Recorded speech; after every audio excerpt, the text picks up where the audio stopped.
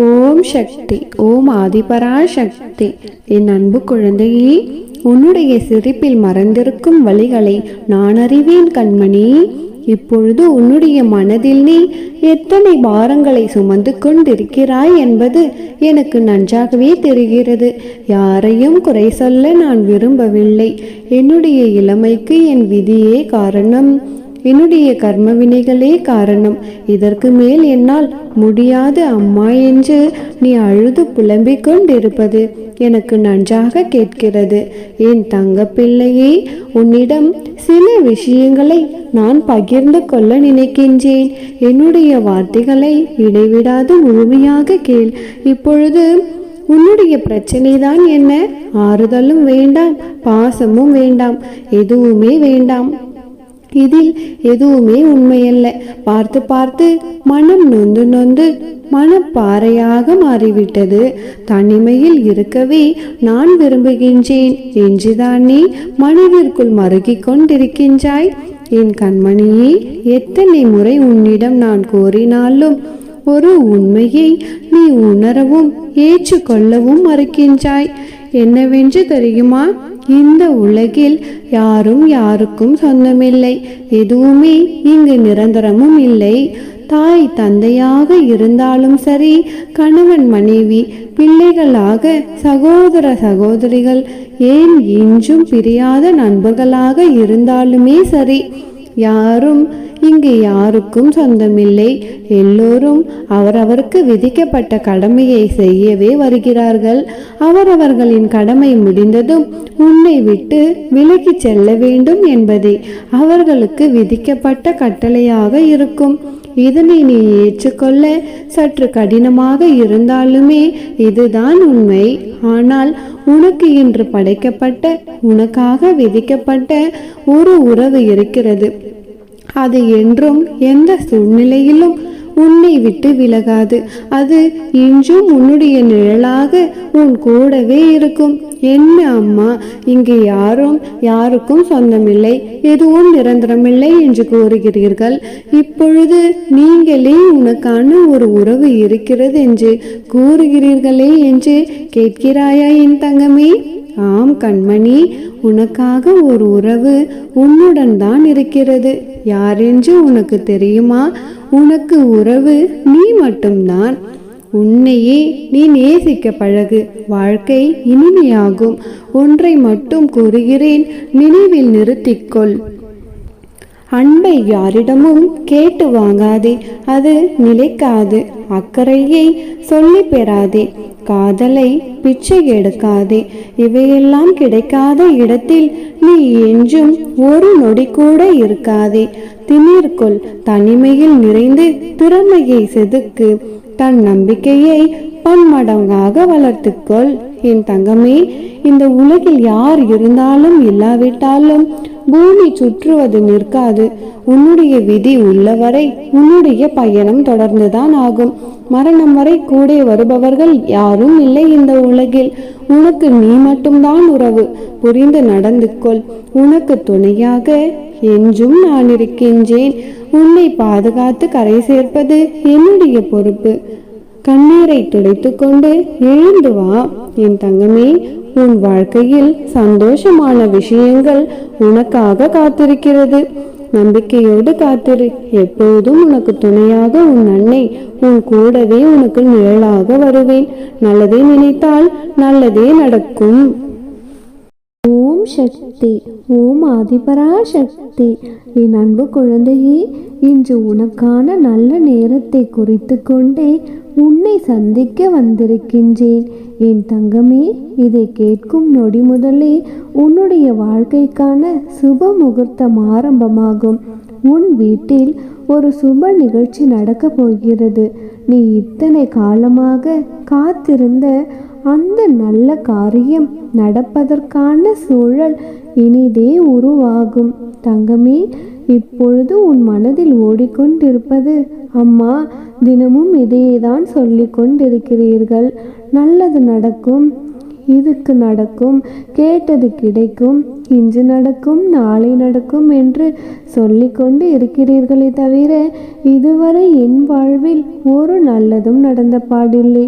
உங்கள் வார்த்தைகளை கேட்டு கேட்டு நான் நம்பி நம்பி ஏமாந்ததுதான் மீதம்.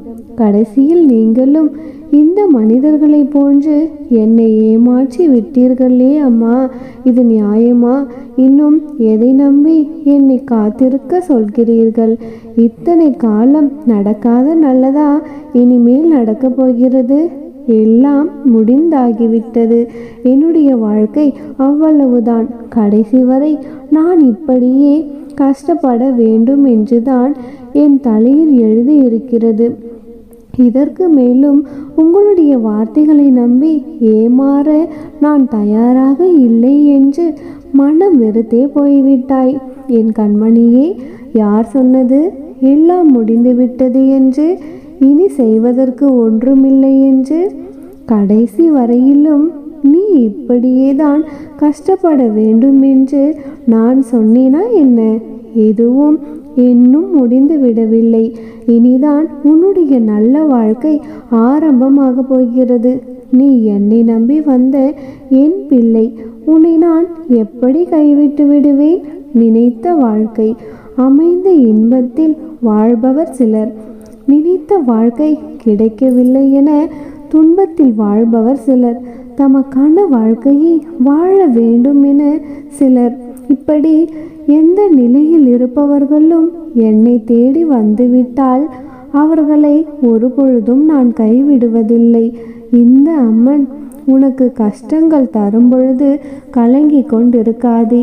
நான் உனக்கு கஷ்டங்களை தருவது உன்னை சோதிக்க அல்ல, உன்னை சுற்றி எத்தனை போலியான உறவுகள் உள்ளது என்று உனக்கு உணர்த்தத்தான் என்பதை நீ புரிந்து கொள். கவலைப்படாதே. கவலைப்படுவதால் மனதின் ஆற்றலும் உயிரின் சக்தியும் வீணாகிறது. எதிலும் அளவறிந்து வாழப்பழகினால் சிக்கல்களுக்கு இடமே இருக்காது. என் கண்மணியே, விமர்சனங்களை கடந்து செல்ல பழகு.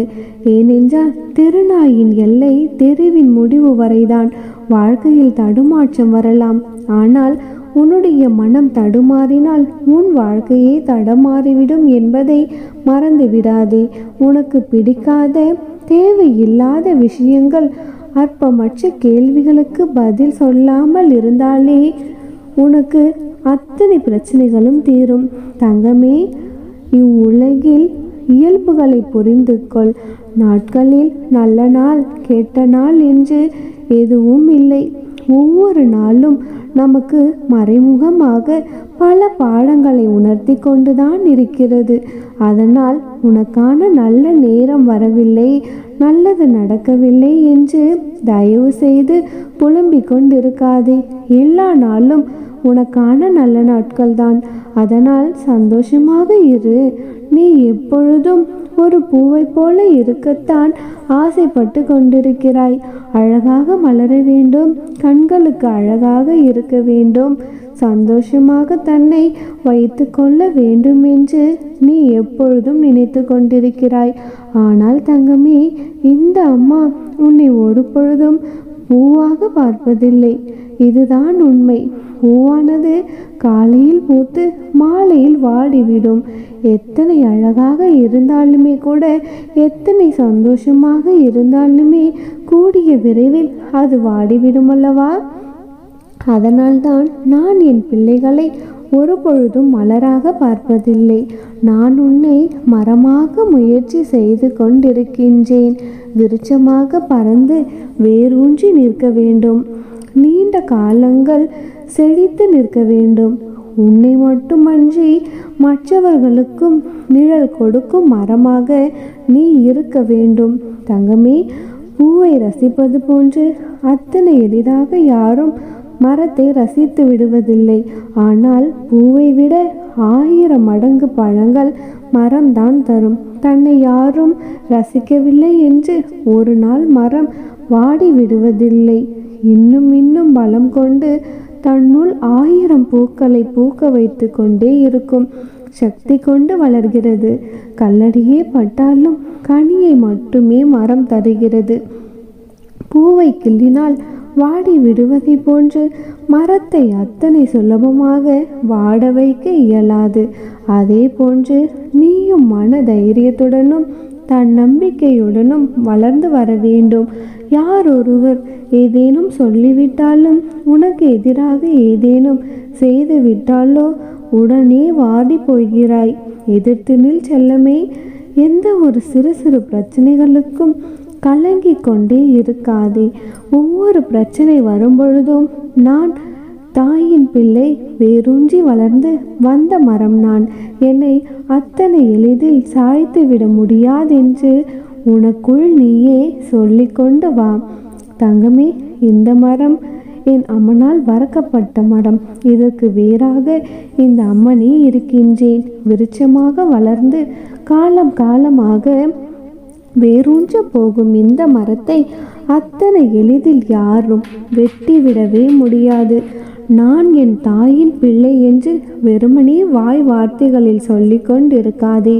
என் பிள்ளையினில் மன தைரியமும் மனோதிடமும் கட்டாயம் இருக்க வேண்டும்.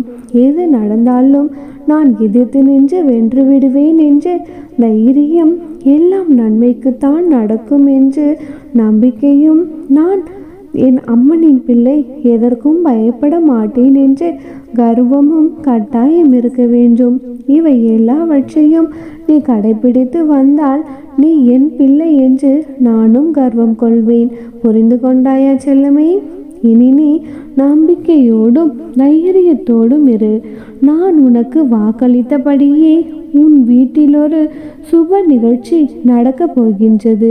நீ எதிர்பார்த்து காத்து கொண்டிருந்த அத்தனை நன்மைகளும் உன்னை தேடி வரப்போகிறது.